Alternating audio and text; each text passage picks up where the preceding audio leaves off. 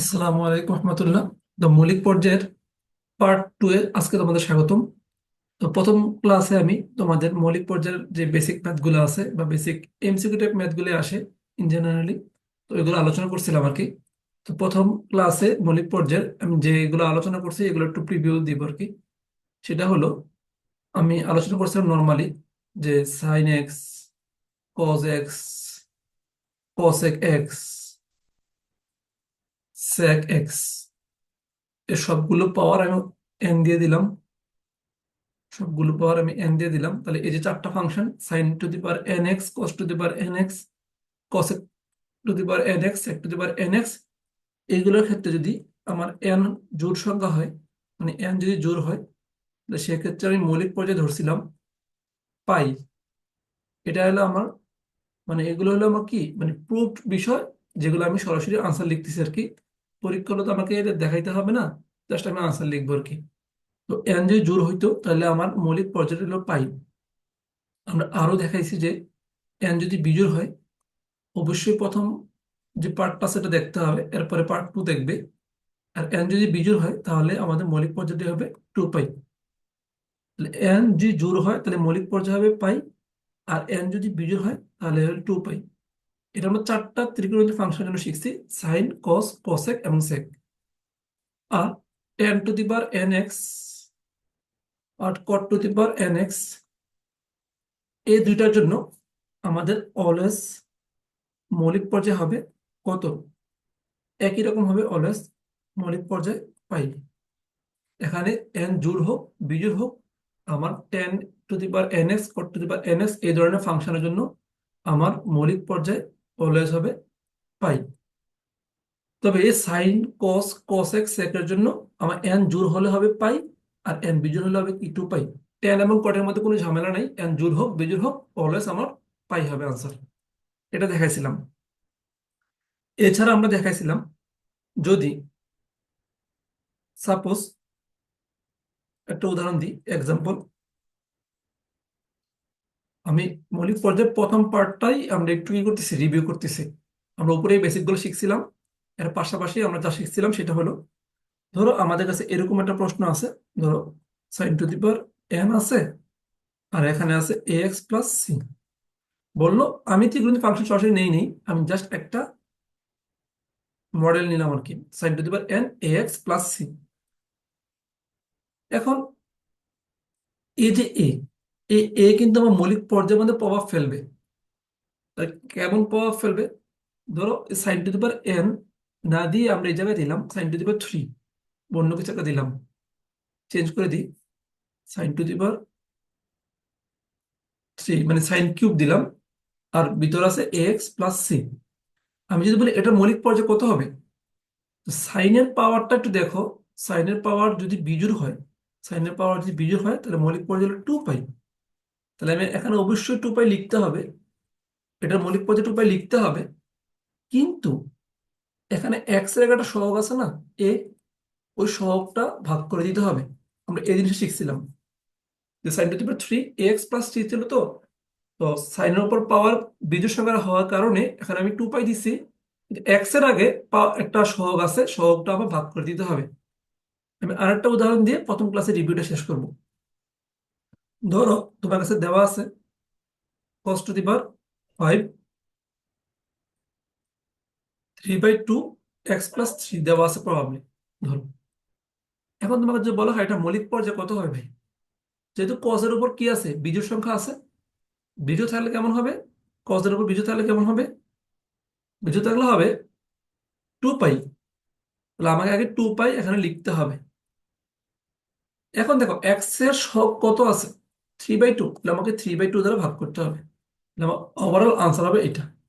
তাহলে প্রথম ভিডিওতে আমরা এই 6টা ত্রিকোণমিতিক ফাংশনের বেসিক গুলো শিখছি, প্লাস আমরা এই ধরনের ম্যাথ দেখছিলাম যে এক্স এর সাথে কোনো একটা সহগ থাকে, ওই সহগটা ভাগ হয়ে যাবে।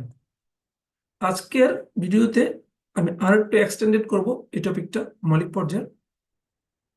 সেটা হলো, ধরো একটা অঙ্ক দেওয়া আছে, একটা অঙ্কই করাবো জাস্ট, এটা একটা টাইপ, এই অঙ্কটা একটা টাইপ। ধরো দেওয়া আছে function of x equal to, দেওয়া আছে 2 sine cube x, 2 sine cube 5x - 3 plus 7 tan 1 tan² 4x। ধর এর পর্যায় বের করতে বলা হয়েছে, মৌলিক পর্যায় বলা হবে অথবা পর্যায় বলা হবে আর কি। বললো এর পর্যায় কত বের করো। তো দেখো, আমরা কিন্তু ইন্ডিভিজুয়াল মানে আলাদা আলাদা ফাংশনগুলোর মৌলিক পর্যায়ে শিখে আসলাম। কিন্তু এরকম যে যোগ আকারে থাকে বিয়োগ আকারে থাকে তাহলে এই ঘটনাগুলো কি ঘটবে। দেখো এখানে আমরা এই আলাদা এই সাইন কিউব সামথিং এর মৌলিক পর্যায় আমরা পারি, এই tan² সামথিং এর মৌলিক পর্যায় আমরা পারি। কিন্তু এখন যোগ আকারে দেওয়া হয়েছে, তাহলে আমরা কি মৌলিক পর্যায়গুলো বের করে যোগ করে দিব? না। সেক্ষেত্রে আমার যে কনসেপ্টটা কাজে লাগবে সেটা হলো, আমরা আলাদা আলাদা মৌলিক পর্যায় বের করব। বের করার পরে আমরা, ধরো আমি এটা মৌলিক পর্যায়ে বের করলাম, এটা মৌলিক পর্যায়ে ধরো এ বের করে রাখলাম, এটা মৌলিক পর্যায়ে ধরো বি বের করে রাখলাম। এই যে দুইটা মৌলিক পর্যায়ে আমরা বের করলাম, বের করার পরে আমাদের পরবর্তী কাজ হবে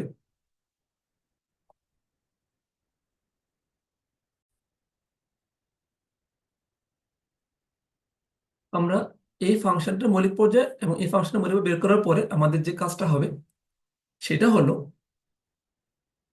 আমাদের এই পর্যায়গুলো লসাগু বের করতে হবে। যে এ এবং বি দুইটা যে আমরা মৌলিক পর্যায় পাইলাম তাদের লসাগু বের করবো আমরা।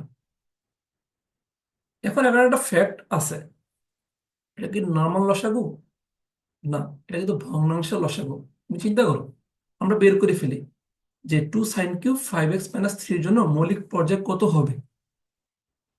এটার জন্য মৌলিক পর্যায় কত হবে, যে 2sin³ 5x - 3 এর জন্য মৌলিক পর্যায় কত হবে। সাইনের উপর পাওয়ার বিজোড় আছে, বিজোড় থাকলে কি হয় আমরা উপর একটু দেখে আসি। সাইনের উপর পাওয়ার বিজোড় থাকলে হবে 2π, তাহলে আমরা লিখবো 2π, 2π লিখবো। আর দেখো এক্স এর সহগ কত আছে 5, তার নিচে হয়ে যাবে 5। তাহলে দেখো এই 2sin³ 5x - 3 এটার জন্য হবে কি 2π/5 মৌলিক পর্যায়। এদিকে দেখো 7 tan² 4x, এটার জন্য মৌলিক পর্যায় কত হবে। আমি বলছিলাম ট্যানের যাই থাকুক, ট্যানের উপর পাওয়ার জোড় থাকুক বেজোড় থাকুক, আমার হবে কত পাই, আমার হবে কত পাই। এখন দেখো এক্স এর সহগ কত 4, তাহলে এখানে 4 দ্বারা ভাগ হবে। এরপরে বলছিলাম কি, এটা হলো স্টেপ 1, যে আমি আলাদা আলাদা বের করে নিলাম। স্টেপ 1 আমি আলাদা আলাদা মৌলিক পর্যায়গুলো বের করে নিলাম। আর স্টেপ 2 তে কি হবে, এই যে আলাদা আলাদা মৌলিক পর্যায়গুলো বের করছি তাদের লসাগু বের করব। তাহলে ফার্স্ট কাজ কি করলাম, এই ধরনের প্যাটার্নে থাকে, আমি আলাদা আলাদা আলাদা আলাদা পর্যায়গুলো বের করব, পর্যায় বের করব। আর আমার সেকেন্ড কাজ হবে এই পর্যায়গুলোর লসাগু,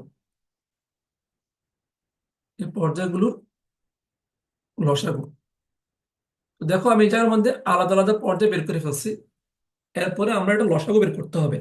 এখন দেখা গেল কিন্তু ভগ্নাংশ, তাহলে ভগ্নাংশ লসাগু আমরা হয়তো ক্লাস 7 বা 8, 6, 7 বা 8 ওই ক্লাসে শিখে আসছি, বা আরো ছোট ক্লাসে।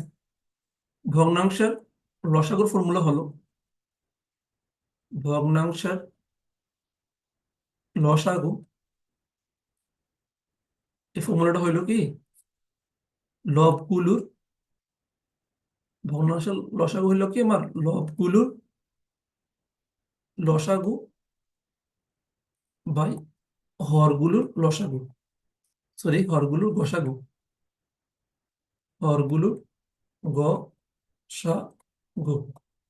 তাহলে ভগ্নাংশ লসাগু ফর্মুলাটা কি ছিল, যে লবগুলোর লসাগু উপরে আর নিচে হবে হরগুলোর গসাগু। তাহলে আমার 2 নম্বর স্টেপটাই ছিল পর্যায়গুলোর যে লসাগু বের করতে হবে। তাহলে এখানে দেখো এখানে লব কোনটা, এখানে লব হইলো 2π, এখানে লব কোনটা, এখানে লব হইলো পাই। তাহলে আমি এখানে কি লিখবো, লবগুলো লসাগু 2π আর হলো পাই, এই দুইটা লসাগু বের করতে হবে। আর নিচে হলো হরগুলোর গসাগু, হর কত, এখানে হলো 5 আর এখানে হলো কি 4, তাহলে 5 এবং 4 এর গসাগু বের করতে হবে। তাহলে আমরা দেখো 2π এবং পাই এর লসাগু যদি বের করো তাহলে পাচ্ছ কত 2π। আর 5 এবং 4 গসাগু বের করতে বলছে, 5 এবং 4 গসাগু কত হবে 1 হবে, কারণ এখন কমন আছে কোনটা শুধু 1। তাহলে এখানে আমি আলটিমেটলি ভগ্নাংশের লসাগুটা পাইলাম কত, 2π/1, মানে 2π। এখানে ভগ্নাংশের লসাগুটা হইতে আমার পর্যায়গুলো লসাগু, ঠিক না? তাহলে পর্যায়গুলো লসাগু কত হলো, 2π।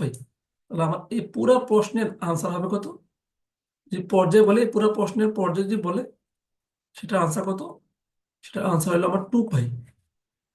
তো দেখো এই ম্যাথটা জটিল না, সহজ করে কোনো চেষ্টা করানো হয়েছে, অত জটিলও না, আবার জটিল বলতে পারো, কিন্তু ইজি আছে।